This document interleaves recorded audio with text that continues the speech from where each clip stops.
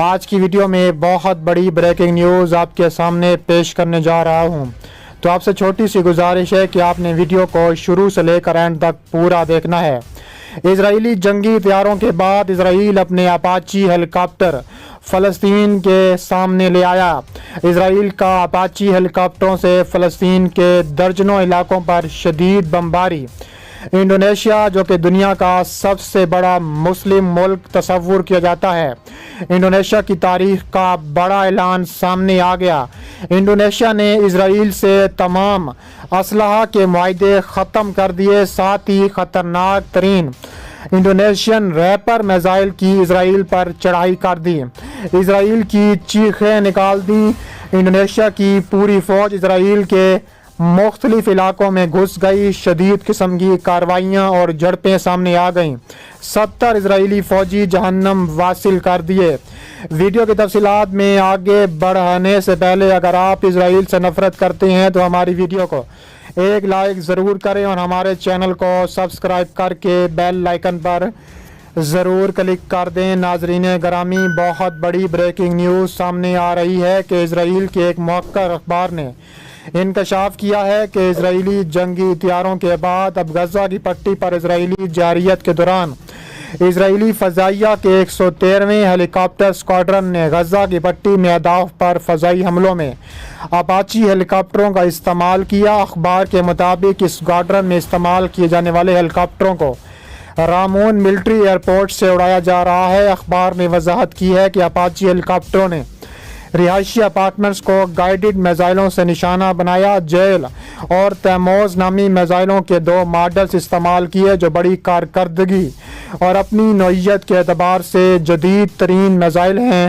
Report کے مطابق 113ویں squadron نے 119ویں اپاچی اسکواڈرن کے ساتھ مل کر درجنوں فضائی حملے کیے، جن میں غزہ میں رہائشی عمارتوں کو نشانہ بنایا گیا۔ طیارہ اسکواڈرن درست ذہانت کی معلومات کی بنیاد پر کام کر رہا تھا اور زمینی قوتوں سے متبادل تیار کیے جانے والے الیکٹرو میگنیٹک استعمال کرتا تھا۔ دوسری جانب انڈونیشیا کا اسرائیل کے خلاف منہ توڑ جواب سامنے آیا ہے۔ تمام اسلحہ کے معاہدے ختم کر دیے۔ انڈونیشیا کے رکن پارلیمنٹ نے اسرائیل کے ساتھ اسرائیلی اسلحے کی فروخت فوری ختم کرنے کا بل ایوان میں پیش کر دیا۔ میڈیا رپورٹس کے مطابق لیڈز سے منتخب ہونے والے رکن پارلیمنٹ نے اسرائیل کو اسلحے سے فروخت کرنے کا بل پارلیمان میں پیش کر دیا۔ ان کا کہنا تھا کہ گزشتہ 5 سالوں میں انڈونیشین حکومت نے اربوں ڈالرز کے ہتھیار اسرائیل سے فروخت کیے، جس کو اسرائیلی فورسز نے فلسطینیوں کی نسل کشی کے لیے استعمال کیا۔ ان کا کہنا تھا کہ اسرائیلی فورسز نے یہ ہتھیار فلسطینیوں کی نسل کشی کے لیے استعمال کر رہی ہے۔ اگر انڈونیشین حکومت اسرائیل کو مسلح کر رہی ہے تو پھر وہ امن کی دعوے دار کیسے ہو سکتی ہے؟ انہوں نے کہا ہے کہ حال ہی میں اس فلسطینیوں پر اسرائیل کی جارحیت کا مظاہرہ ہم سب نے دیکھا۔ اس سلسلے کو اب بند ہونا چاہیے۔ انہوں نے کہا ہے کہ بل کو پارٹی کے دیگر ارکان پارلیمنٹ کی حمایت حاصل ہے۔ اگر مذکورہ بل انڈونیشیا کی پارلیمنٹ سے منظور ہو جاتا ہے تو حکومت کو اسرائیل کے ساتھ کی جانے والی اسلحہ ڈیل ختم کرنا ہوگی۔ یورپی یونین نے فلسطینی علاقوں میں یہودی آباد کاروں، یہودی بستیوں کی تعمیر، فلسطینیوں کی جبری ہجرت، ان کے مکانات کی مسماری، املاک پر غاصبانہ قبضے جیسے اقدامات کو غیر قانونی قرار دیا ہے۔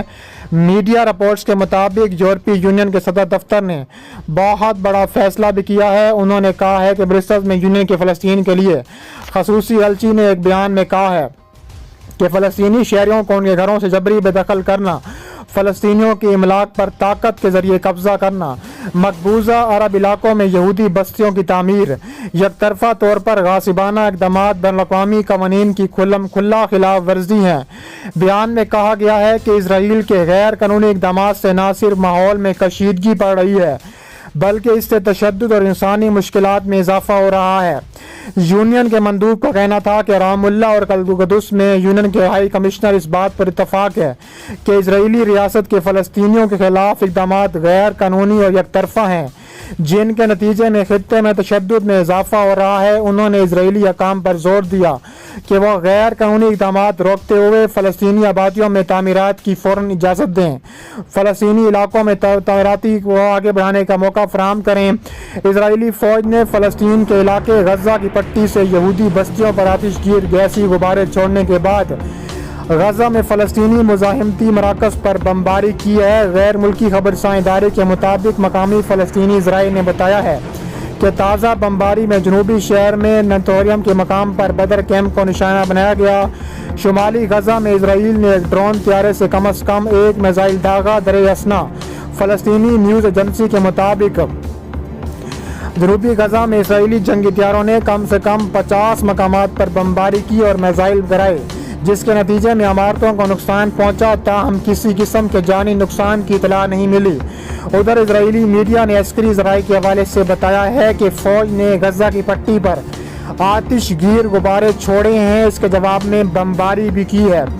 اسرائیل نے ایک بار پھر سیز فائر کی کھلم کھلا خلاف ورزی کرتے ہوئے غزہ کی پٹی پر شدید بمباری کر دی۔ اسرائیل نے دعویٰ کیا کہ بمباری کے دوران حماس کے اسلحہ ساز کارخانے ٹریننگ سینٹر کو تباہ کیا گیا، تاہم غزہ پر ہونے والے اسرائیلی بمباری سے بہت بڑا جانی نقصان ہوا ہے۔ فلسطین کی وزارت صحت نے کہا ہے کہ خاتون زخموں کی تاب نہ لیتے ہوئے جاں بحق ہو چکی ہیں۔ اسرائیلی فوج کی جانب سے فائرنگ کر کے قتل کرنے کا واقعہ ایک ایسے وقت میں سامنے آیا جب یہودی قوم پرستوں کی بیت المقدس کی طرف مارچ کے اعلان اور غزہ میں فضائی کارروائیوں کے باعث کشیدگی کا خطرہ مول موجود تھا۔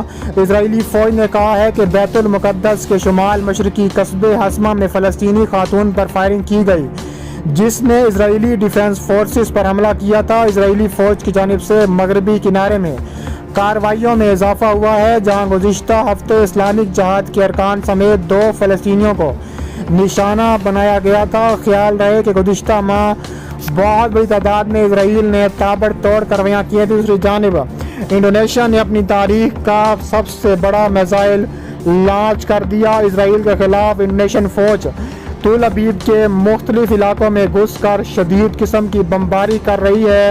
انڈونیشیا نے اعلان کیا ہے کہ وہ اپنے سب سے خطرناک ریپر میزائل سے اسرائیل کے مختلف علاقوں پر بمباری کرے گا اور اسرائیل کو ہر جانب سے ایسی محاذ پر نشانہ بنائے گا کہ اسرائیل کی آنے والی نسلیں بھی یاد رکھیں گی۔ دوسری جانب اسرائیل نے اعلان کیا کہ ہر صورت ہم انڈونیشیا کو نشانہ بنائیں گے، تو انڈونیشین فوج نے ہمارے کسی بھی علاقے کو نشانہ بنانے کی کوشش کی۔ انڈونیشیا پر بھی شدید قسم کی بمباری کرنے کے لیے اسرائیلی فوج مکمل طور پر تیار بیٹھی ہے۔